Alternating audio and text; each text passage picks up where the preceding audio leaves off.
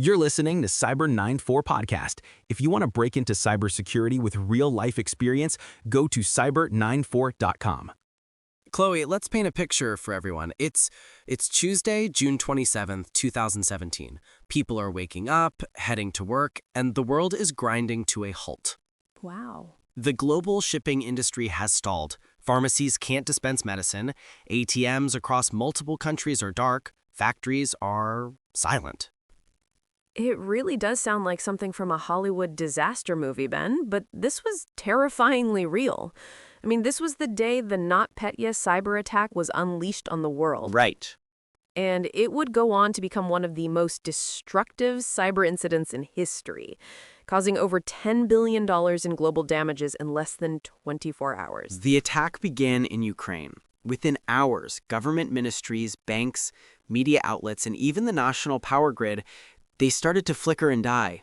The first reports all said the same thing. It's a massive ransomware attack.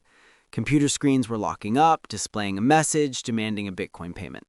And that right there, Ben, is the first chilling twist in this nightmare. Okay. Everyone, from IT professionals to the media, they all assumed it was a criminal shakedown. But NotPetya was never designed to make money. It was a weapon of pure destruction. A weapon? Masterfully disguised as ransomware. In the security world, we call this a wiper. A wiper. So that means even if the victims paid the ransom? They would get nothing back. It was a cruel deception. The malware wasn't just encrypting the files, it was systematically obliterating them. Obliterating? It targeted and overwrote the master boot record, that tiny, critical part of a hard drive that tells a computer how to even start up. There was no decryption key. There was never a key. Wow. Once NotPetya hit your machine, it was essentially a corpse, a brick. And this cyber plague didn't stay contained in Ukraine for long.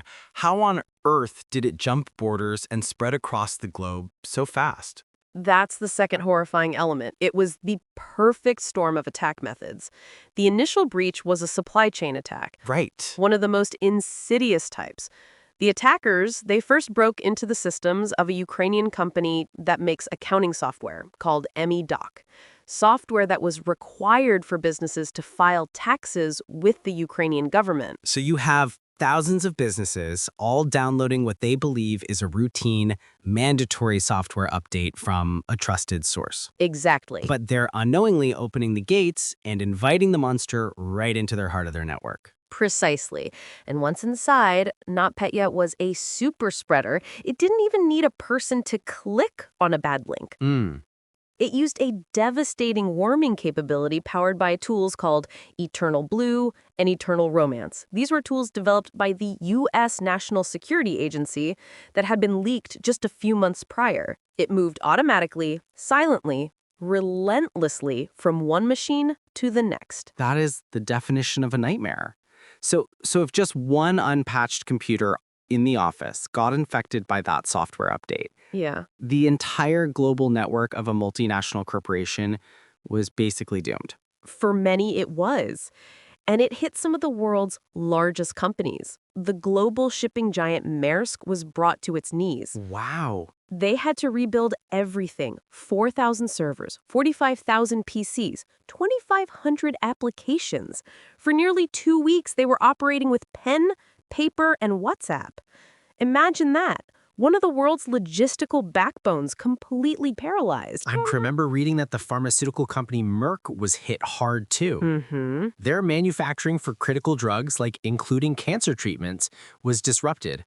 The cost for them alone was staggering. It was.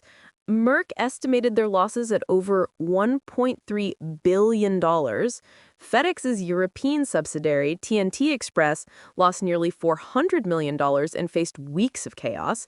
And back at ground zero in Ukraine, the attack was apocalyptic. Oh, man. Even the radiation sensors at the Chernobyl exclusion zone had to be switched to manual monitoring. This wasn't just about lost spreadsheets. It was about critical infrastructure failing. It's a $10 billion catastrophe, a true case study in disaster. So, looking back, what were the big lessons? How could this have been prevented, Chloe? There are a few stark lessons. The first and most obvious is patching. The EternalBlue exploit that NotPetya used to spread had a patch released by Microsoft months before the attack. Months? So many of these global corporations simply hadn't installed it. An unpatched system is an engraved invitation for an attacker. It's shocking that something so simple was missed. What was the next big failure? Clear network segmentation. NotPetya spread laterally, sideways, with terrifying ease because most companies had flat networks. Once it was in, it could see and infect everything. Right. So, if these companies had properly segmented their networks, essentially building digital firewalls between departments, they could have contained the infection to one area instead of letting it burn down the entire organization. So don't let a fire in the mailroom take down the whole skyscraper. That makes sense. What about backups?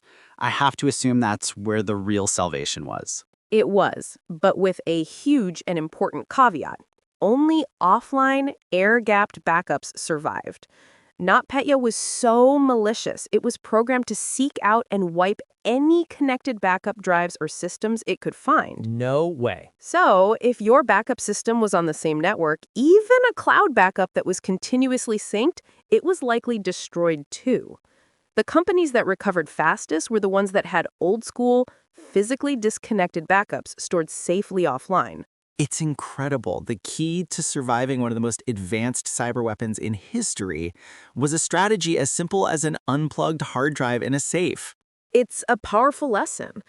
Ultimately, NotPetya was a brutal wake-up call. Yeah. It proved, in the most visceral way, that cyber attacks are not just abstract digital events.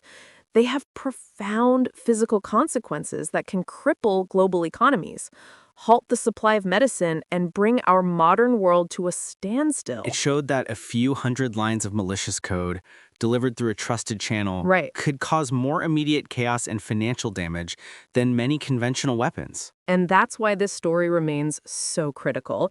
In our hyper-connected world where software supply chains are more complex than ever, this kind of attack could absolutely happen again. Which leaves us with a question for everyone listening to think about. If a trusted piece of software on your computer or phone was compromised tomorrow, would your most important data, your photos, your documents, your business, survive?